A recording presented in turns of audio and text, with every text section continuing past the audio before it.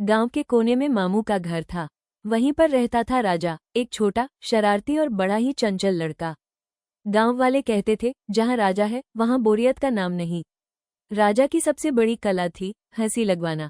कोई उदास हो या नाराज, राजा 2 मिनट में ऐसी हरकत करता कि सब लोटपोट होकर हंस पड़ते। एक दिन मामू ने कहा, राजा बेटा, अब तुम बड़े हो गए हो, थोड़ी जिम्मेदारी लो। आज हमारे घर मेहमान आने वाले हैं, देखना कोई गड़बड़ मत करना। राजा ने सीना तानकर कहा, मामू आप बेफिक्र रहिए, मैं सब संभाल लूंगा। मगर गांव वाले जानते थे, राजा जहां संभालने का वादा करे वहां गड़बड़ गारंटी है। मेहमानों का स्वागत, शाम को मेहमान आए।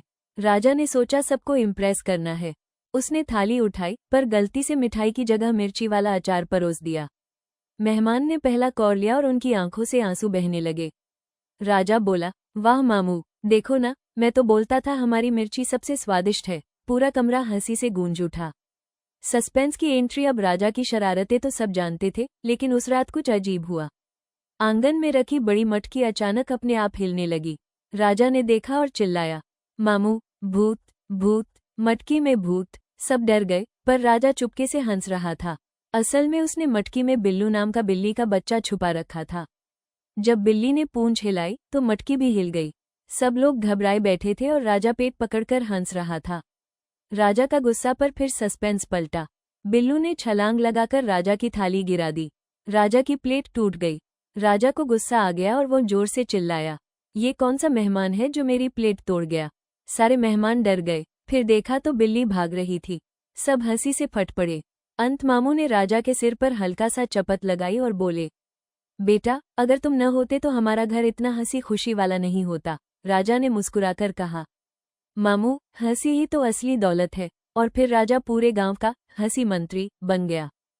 राजा स्कूल में भी सबका चहेता था। शिक्षक जी पढ़ा रहे थे, बच्चों धरती गोल है। राजा तुरंत बोला, गोल है तो फिर मेरी कॉपी क्यों चौकोर है। पूरी क्लास हंसते हंसते लोटपोट हो गई। शिक्षक जी गुस्से से बोले, राजा तुम्हें कभी भी गंभीरता नहीं आती। राजा मासूम चेहरा बनाकर बोला, गंभीरता की दुकान कहाँ है मास्टर जी, अगली बार वहीं से खरीद लाऊंगा। दोस्त और राजा की शरारत। राजा के 2 पक्के दोस्त थे, अतुल और प्रिंस। तीनों जब मिलते तो गांव में तहलका मच जाता। एक दिन उन्होंने तय किया कि आज सबको डराएंगे। उन्होंने सफेद चादर ओढ़ ली और रात को गांव के तालाब के पास भूत बनकर खड़े हो गए। गांव के लोग आते ही भागने लगे, लेकिन तभी असली सस्पेंस हो गया। एक असली भूत जैसा साया तालाब से निकला। अतुल, प्रिंस डर के मारे भाग गए, पर राजा डटा रहा। करीब जाकर देखा तो वो भूत असल में हलवाई की भैंस थी, जो सफेद कपड़े में फंस गई थी। राजा ने चैन की सांस ली और बोला, अरे ये तो दूध वाली भूत है, कल से सबको डराने से पहले इसे दूध पिलाऊंगा। 3 मामू की मुसीबत। एक दिन मामू बाजार से नई चारपाई लाए।